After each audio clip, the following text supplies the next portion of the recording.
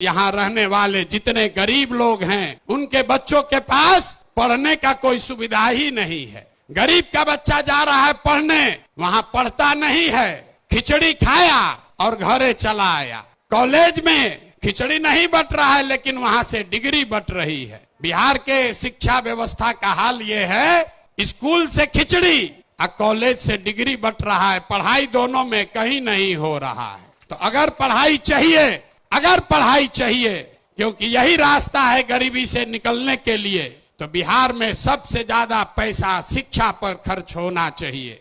इसलिए जनसुराज कह रहा है कि जब हमारी व्यवस्था बनेगी तो 1 घंटा के अंदर शराबबंदी को उठाकर फेंक देंगे। अगर बिहार में विश्व स्तरीय सबसे अच्छा शिक्षा व्यवस्था बनाना है तो 5 लाख करोड़ रुपया चाहिए।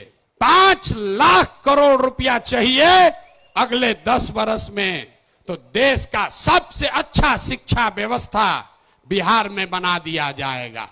और ये 5 लाख करोड़ रुपया आएगा कैसे? जो शराबबंदी हटाएंगे तो ये तय किया कि शराब से आने वाला टैक्स का पैसा वो बजट में नहीं जाएगा, नेताजी के सुरक्षा के लिए नहीं खर्चा होगा, सड़क बिजली पानी के लिए नहीं होगा। जितना शराबबंदी के टैक्स का पैसा होगा अगले 20 वर्ष बिहार में सिर्फ और सिर्फ नई शिक्षा व्यवस्था बनाने के लिए खर्च किया जाएगा।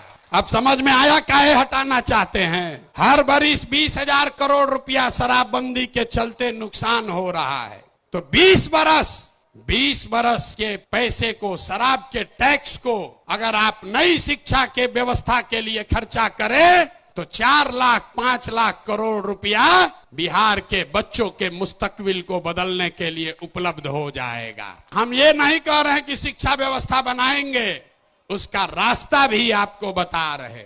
5 लाख करोड़ रुपया जुटाएंगे इसी बिहार से और ऐसी शिक्षा व्यवस्था बनाएंगे कि पूरे देश से लोग जैसे नालंदा विक्रमशिला में पढ़ने आते थे वैसे यहीं पर पढ़ने आएंगे, तभी बिहार ज्ञान का भूमि फिर से बनेगा।